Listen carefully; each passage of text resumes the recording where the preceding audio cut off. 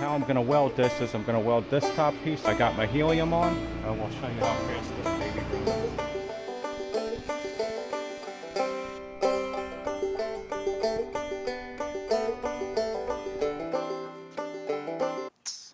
Tig Welding Aluminum Fabrication Boat Trailer Parts Season 3 Episode 3.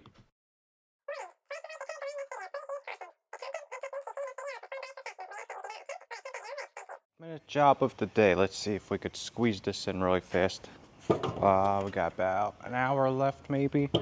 3:30. We got out of here about 4:30. But this is for a trailer. It's galvanized. I don't know exactly what it is. It mounts on a trailer and some type of jack thing goes to it and it lifts it up or whatever, lifts up the boat. But this is galvanized, and the customer wanted aluminum specifically so it doesn't rot out. I really think stainless would have been a little better, but definitely would have been probably double the price, but or a little bit more money. But this is what we're going with, aluminum, and it's all rotted out all under here. So we got to replace this piece, and then a piece of angle up here, and a piece of angle up here. Drill some holes, and it looks like it's cut on an angle a little bit like that. So I'm gonna have to match that angle and match the holes for them. So should be somewhat simple. And well, I guess we'll start getting to it. So what I found, it could have been, I wanted to go the thickest I could find, and I found a piece of 1/4-inch aluminum. And what he said, it didn't really matter, but he's got like U-bolts that go over it, and this one's rounded radius. And he said he didn't think it mattered if it was straight cornered, but I think it really did matter that it's rounded corner. So I wanted to match it up, and I found a piece outside in our scrap pile. Actually, that was in the middle pile, and some of this was, one of them was in a scrap pile. And then I went 1/4 inch on this too. And I think I'd rather do that instead of 1/8 or 3/16. So what I want to do with this, I got to be careful because it's all rotted out and it's about to snap. But I would like to bend this a little more straighter before I get my measurement to get a accurate measurement. So I'm going to take it in the press and just try tweaking it down a little bit. But I'll take a measurement right now, and then I'll take a measurement after from here to here, and hopefully we'll get somewhat of the same thing, but try getting a little more accurate measurement. A little hungry. I tried these things. Kind protein bar, peanut butter, banana, and dark chocolate. Pretty good. Not a sponsor, by the way, but Kind, if you're in the market for a sponsor, feel free to seek me out. And I always forget to say it, but in the beginning of the video, but if you like my videos and you're not subscribed already, please give me a subscribe if you'd like. I'm trying to reach 1,000 subscribers, and then I think I get to my monetization level and we could start racking in that dough, right? But probably pennies. But anyway, yeah, if you like it, please subscribe and like and comment. And if you like other stuff or want me to do other stuff or longer videos, shorter videos, leave that in the comments. But anyway, back to it. And we'll stick you on my little mount. This thing's really works pretty good, actually. Just magnets right in there. I can adjust it up and down like that and get ready to start going. Probably put you on a little time lapse so I do this. Okay, hopefully this doesn't break. Got this big thing in my way, which is kind of annoying, and I don't feel like lifting it off, but I stuck a piece of bar up here to kind of counteract it, and hopefully it don't break, but let's see.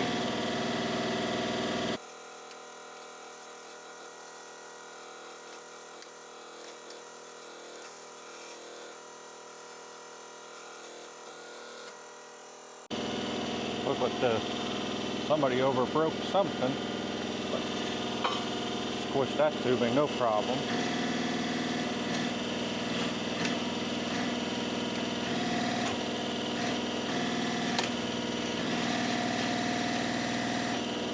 I think that's all we could get out of this thing. This thing's a monster press. But okay, so let's check it. I think 32.5 or 23.5. And yeah, I think that's about it. 23.5 inside to inside. I think I'm actually gonna switch it, because if I go from here to here, we're a hair bigger over a half. We're like 9/16. And here to here, we're about maybe a little over 5/8, but I'm gonna measure it from center of that weld to center of this weld, and we're 23 5/8. So I think I'm going to do that, but what I'll do is I'll just drill these holes a hair bigger than what this is. That way, if it's off a little bit, the holes are open and it should fit in pretty good. So, what did I say? 23 5/8, right? So that's what we're going to do. 23 5/8. And this piece doesn't really, it's a little sloppy on the end, so I'm going to just chop it, do a straight cut, and then I'll do my 23 5/8. Oops, see that? That should be a lesson for you, which I always do, but I never do. Before I start the saw, I always like to make sure my speed setting is at 0. And I didn't do it this time, but I always make sure I have a hand ready to catch it just in case, so that blade doesn't slam down like that. I guess making this video distracted me a little bit.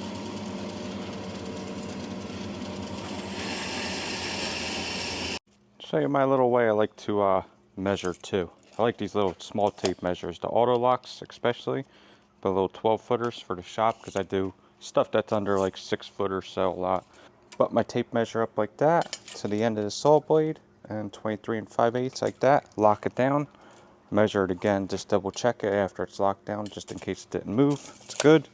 Make sure your speed's at 0 or slow and lift it up a little bit more. And good to go. And whenever I'm done, I like to set the saw back to 0 just so no one crashes the blade. But I might have left it before somebody did. Now I'm hoping, because this was one of our last pieces of 1/4 by 3, that this was long enough. I think it was. So I need like 16 or just say 17. So 27 inches about. Okay, we got 30 almost. That's good. But not time for a mess. This piece doesn't look like it's angled, so I'm just going to cut that straight and measure from the back. You don't have to, but that's just because it's angled, in case it's angled a little bit. But we're like 16 5/8. And then same thing with this one. I want to measure from the back here because it's angled a little. And this is about 10 inches, maybe a hair under, but it might have rotted out a little. So I'm going to say 10. And what was that? 16 5/8. Okay. Then for this one, this piece ain't long enough to stick out 16 5/8. So what I'll do is get my good cut side over here and put it in like this. And we'll measure from this way, 16 5/8. Now that should be good. And we're good to go. Give these a quick deburr really fast with the flap disc. Put your safety stuff on, and then I'll have to cut that again after, but I'll just get all the burrs off for now.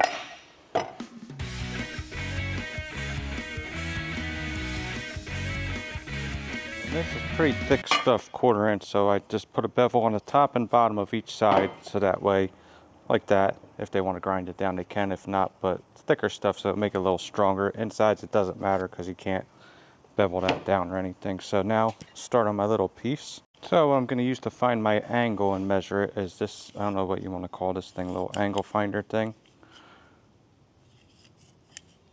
And got a couple of them, digital one too, but this is fine. And I tried measuring like this, but I can't, so I measure from the end like that. That should be pretty good. And should be just like that, right to the end. No galvanized on that. Close enough, but just like that. So take this like that, and mark it right like that. I can't really get, I guess I could get the outside and measure it like that too. Should be the same angle though. Right, because if I go like this, and measure to the corner, that should be pretty good. Now, yep, it's the same angle. Double check it like that. And how can I hold that like that? And just like that, it should be pretty good. I double check it if I want. Good. Good. Good. Good. And it looks like the bottom's a nice square cut for this side, so I don't need to do that. And it's would be nice to just chop that right on the shear. Maybe if I transfer that to the inside, I could just nip it with the shear. That's all right. I'm just going to take the porter band and just give it a quick chop. Porter band or a portable bandsaw, definitely a good tool to have, and makes really good, clean, thin cuts and not a lot of sparks thrown at you. So good tool to have. I think that's pretty close. Now we'll start drilling my holes. I'm getting towards the end of the day. I had to stop for a minute, so that kind of messed me up. So might have to pick this back up Monday, but if so, not a big deal. I'll redo this. So I'll mark the center of all these holes like that. And I could take my square and measure like this. That's about 1 inch. I sped up and cut out a lot of the measuring stuff, but being that it was on an angle like that, I measured from the back. I marked the center of the holes and just measured from there, drew straight line, remarked and measured everything and marked it out. I'm sure you guys know how to do it, or maybe not interested in it, so I cut a lot of it out. Sorry if you wanted to watch it. Let me know and I'll keep some stuff like that in for the next time and double check the measurements. It is a slight little taper right there. Good thing I measured from the back like that, so we're good. But not much at all. Same thing with that. I mean, that could have been worn down or just a bad cut, which I think it is. But what I'm going to do is I'm just going to give it a little extra deeper right there, just in case.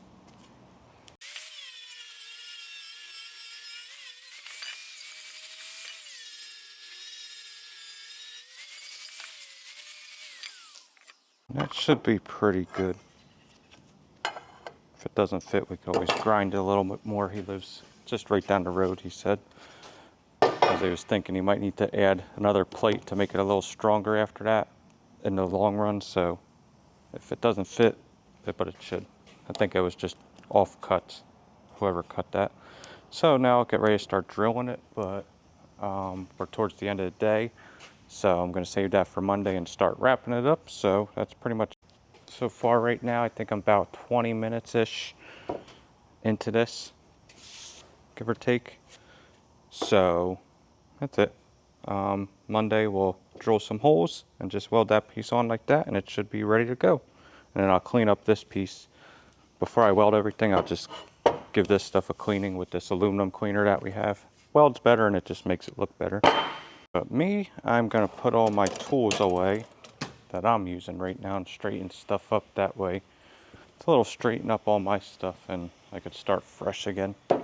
Just a little habit, OCD. So we'll see you guys Monday. Right, party people, we're back Monday and finish this thing off. I forget where I left off exactly, but I know I gotta drill some holes. I cut that on the angle and I think just welded on there, but I might bevel this a little bit more just in case they want to grind that down and put an extra support on there, because I honestly think we should have went with stainless. It would have been a little stronger, but I think aluminum is going to be a little weaker. I don't know how heavy the thing is that he's lifting up, but there's something gets jacked up like that. But that's what he wanted, was aluminum. So if we want, we can put like a cross brace on top, so put a little deeper bevel just in case they want to grind it off, or if we have to, and put a brace across the top or something. So get ready to start drilling. So I find my drill bits, small hole, big hole, and we'll get ready to start drilling. Always a mess over here. Don't know why. Okay, so these are my 2 drill bits, and I'll put them out of the way.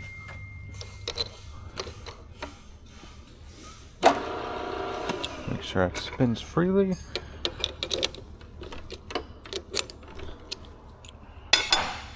Oh, forgot to center punch it. Always good to center punch before you drill.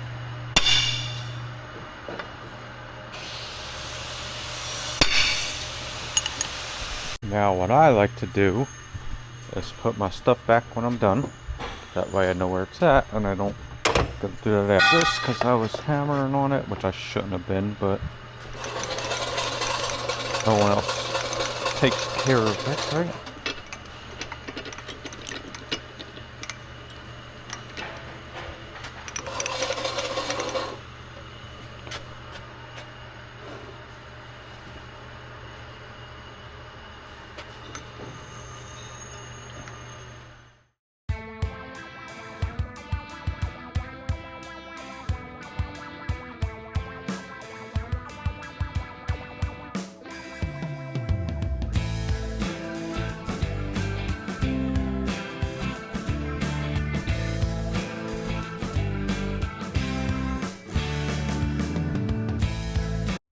this back when you're done.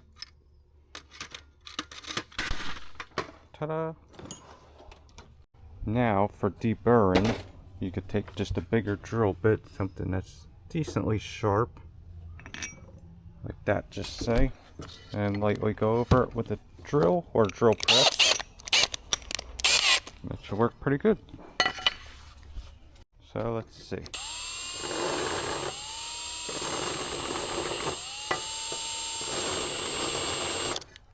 Then be careful, check it with your hand, make sure there's no burrs. If there is, go back over it. Better go a little slower, but that's good. This one. And I'm thinking I'll probably just put a little bevel on this too, just right here, like the top right here. So they could grind that down, just make it a little bit stronger, which I don't think it's needed, but I'll just do it anyway. Check each side, make sure it's marked in the center. Then I'll mark my piece. I think it was like 8 5/8, and I'll do it on each side. Then I'll find my super center, kind of. That's what I call it. Then an inch each way, and that's center. Not a crazy bevel. I don't know if you can see it, just a little bit, but it'll help. Butt it up like that, give you a little more penetration if you want to grind it down. Don't know what happened to my box of gloves. Someone keeps hijacking them.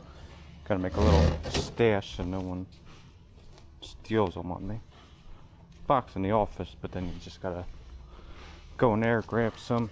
Kind of annoying. So we'll get to cleaning now. So what you want to do is wipe all your marks off first, even before welding, because if you were to weld this piece and this heats up and you try wiping your marks off after, sometimes it's bakes on a little bit and it kind of stains it, so we don't want that. So I'll just wipe it off, and it's easier just to get it off now. I just use acetone. This is in an isopropyl alcohol container. I like acetone, works pretty good. Alcohol works good too. If you use brake cleaner, use non-chlorinated brake parts cleaner though, because the chlorinated stuff is not good at all when you mix it with welding. With the, like, once you light it on fire, it creates like phosgene gas or something like that. So just a warning to you.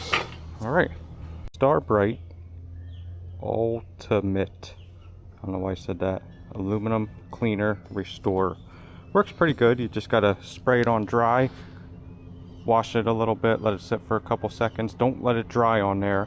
You don't want it to dry up because it stains it, and then wash it off. And I noticed with this stuff, you don't want to use it on a plate, like aluminum plate, like a diamond plate or something. You can, but like just doesn't, it leaves a little stains on there, so just be careful if you use it on something like that. This is just one of many aluminum cleaners out there. There's probably plenty other ones and maybe better ones too. This is just really the only one I ever used. I found it at Walmart and it works fairly decent, and it's not too expensive. Okay, not sure how much you'll see on that. I'll probably speed up a lot of that, but pretty simple. Just spray it on, let it soak for a minute or so, and then scrub it. I use a Scotch Brite pad, red one or whatever. Soak it with a little bit of water. That's oakite in there. I just use that because the Scotch Brite pad's already in there. If it gets dirty, rinse it off and redo it, but it's better to wipe it off like wet sometimes, but I like to have the Scotch Brite pad a little moist. Helps just kind of wash it a little bit. This could maybe, I don't know if another time, this one didn't come out super perfect. There's still a little on there, but I think he's going to paint it anyway, so I'm not even going to worry about cleaning it anymore. It might get that, and it might not. But I scrubbed that pretty good, so I don't think it is. And then this one came out pretty good. And this one came out pretty good. Just want to wash it off before it gets dry. And make sure you don't get it on your boots. If you do, rinse it off, because that acid could eat up your boots and dry it out and make them go. Now, one thing I forgot to do was drill a vent hole in here. I'm gonna need a little vent hole, because once I drill it and seal it up, it'll start blowing the weld out if I don't have a little air hole, vent hole. So I'll probably just drill one in one of these angles, like right here in the middle, and that should be good. If he doesn't want it there, we can always silicone it up after or something, but we're definitely going to need one.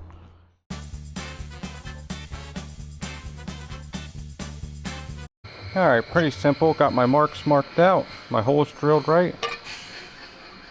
So pretty much holes go on top like that, and it doesn't matter which way it goes, so it's pretty easy to do. and I drew my center, then 2 inches each, or 1 inch each way, give me 2 inch. Just double checked everything. So basically sit flat like that, and I'll put it on each end, line it up, and pretty simple. Just like that. And I got my real tiny drill hole that's like, I don't know, 3/32 or something like that. Doesn't need to be big at all. And we should be good. So pretty simple. I mean, you don't need a fixture table for this. Just helps with clamping, I guess. I could use the pins. I could do it a couple different ways. But I'm just going to clamp it like this. Clamp that piece down. Get this piece close. Then I'll take my fireball square and clamp it like that, and that's perfectly 90 degrees. And then I'll do another one on that side and the same thing. Alright, again, fixture table definitely not needed, but definitely helps. But you can see just using fireball squares works perfectly fine, and you could have just clamped it down to the table instead of using the fixture clamps. But clamp that part down, and it's usually pretty much 90% of the time, or 99% of the time, square. If anything, you just got to move that one over just a little bit. The angle piece, you'd have to fudge it left or right a little bit to your line. And before I start welding, I'm just going to double check my measurement right here to here. And I could do the same for everything else and just make sure we're good, just in case before I weld it up. So that's 23 5/8. Can't hurt to double check your measurements, because I'd rather mess up now than later when it's all tacked or welded. And 10. So we're good to start tacking. I'm going to cut out a lot of this welding setting stuff. It'll be a 2-part video with using helium and not using helium for one side, and it'll show you just how well it works for 200 amps. So that's actually what I'm going to do. I set the machine for 200 amps.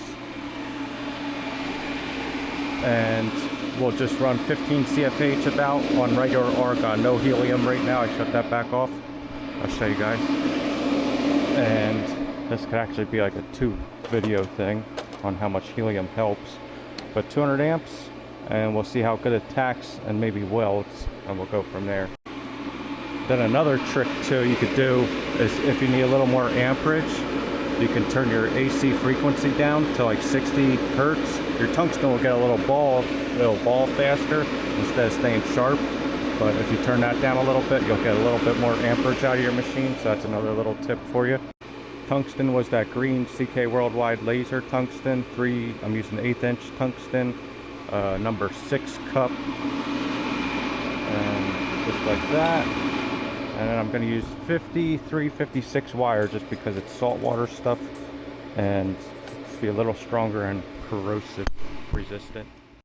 Just tacking all the corners of this right now, and yeah, I think that'll be a good video, using the helium and not using the helium on 200 amps, because most people have a 200 amp machine, and I'll make sure to do that in my next video or the video after that, and hopefully you guys will enjoy it.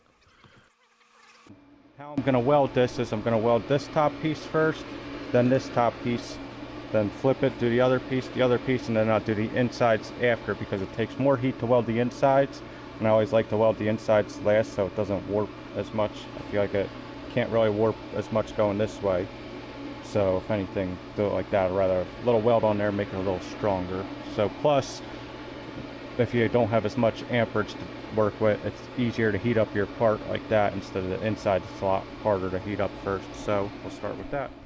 Listen to this arc start really fast. Hear how it hesitated in the beginning. Sometimes it does that if your tungsten's a little dirty. I don't know why this machine is a little more pickier with that, but either that or gas flows up a little high. But that definitely welded. It took a lot of heat to, I washed over it once or twice without any filler wire, kind of heated it up a little, and then I was able to slowly do it. And I wanted to go slow and make sure I was punching in, because this is actually kind of needs to be a little structurally sound, but I made sure it was, but I just went a little slower because of that. That first weld was with no helium. This one's with helium, 200 amps, no preheat or anything. It shouldn't be hot from that last weld really. So definitely big difference. That thing welded that, no problem. Take you off the tripod. Not the prettiest. That kind of didn't make it pretty, but good enough. Yeah, if you only had a 200 amp machine and you wanted to weld 1/4 inch thick aluminum like this, definitely a good idea to preheat it, because once you preheat it with like a torch or something, it welds so much better. Like here would be a struggle a little bit with just 200 amps. Definitely doable, but not as fun and enjoyable. And if it's something structurally sound, if you don't weld it right, it is possible that you can risk it not being a full penetration weld. That thing really didn't do that good at all. I put 3 passes on there, and it's definitely structurally sound, but this one will be a lot better once I put that helium on. And showing you, if you're looking to buy a welder and you're looking at the 200 amp ones, if you ever plan on doing like 1/4 inch aluminum or 3/8, you definitely kind of want to step it up a little bit if you can afford it to like 250, 300 amps. But I mean, I only have a 200 amp machine at home, so it all depends. Crazy the difference how it welds. I mean, it's sped up 6 times on this, but you could just see how smoothly it's going in. Definitely be an interesting video, I think. So like even on that inside one right there, 200 amps, it worked fine with the helium, but it would have been a real struggle without the helium. So if you already have a 200 amp machine at home, maybe instead of upgrading, definitely have like a little, you only need a big bottle of helium like that. It's kind of expensive, but you could get like a smaller one and that'll last you a while because you really don't need much at all. So I'm just going to time lapse you for the rest of this and we'll get going.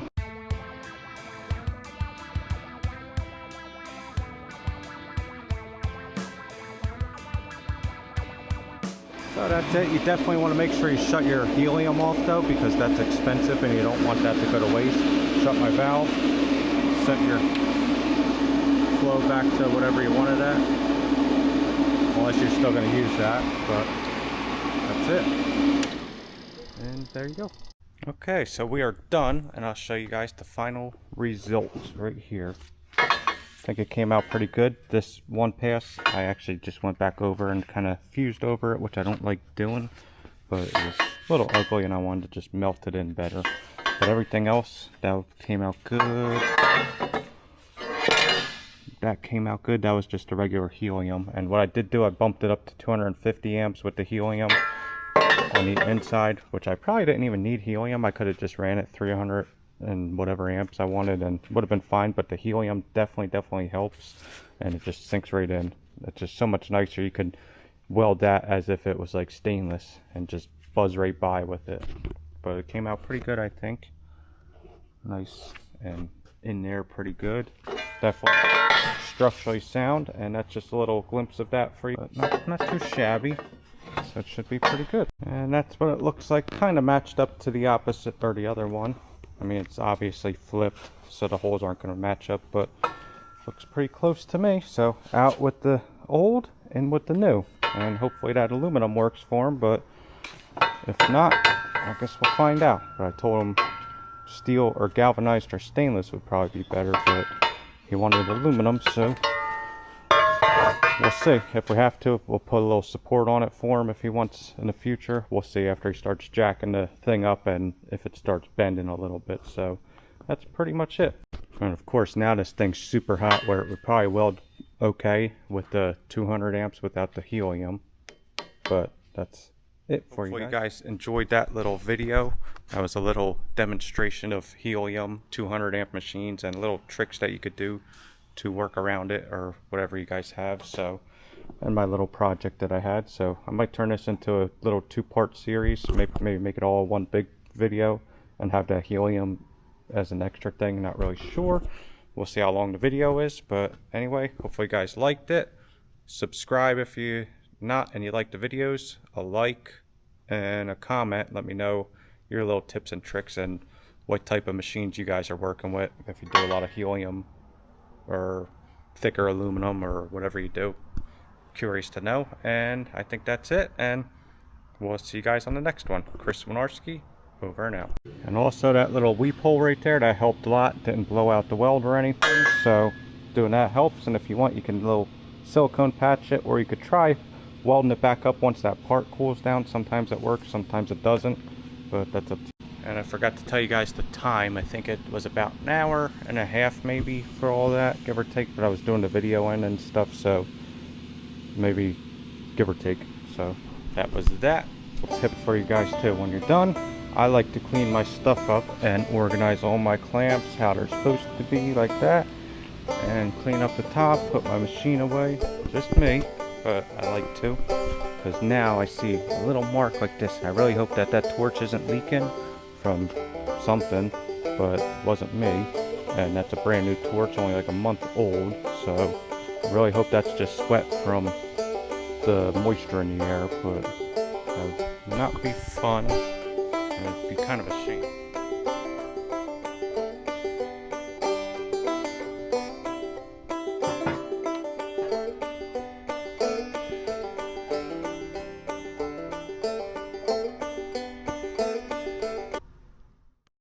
Thank you for watching. Feel free to like, dislike, comment, and subscribe. Check out my Instagram where I post more often at Wojnarski.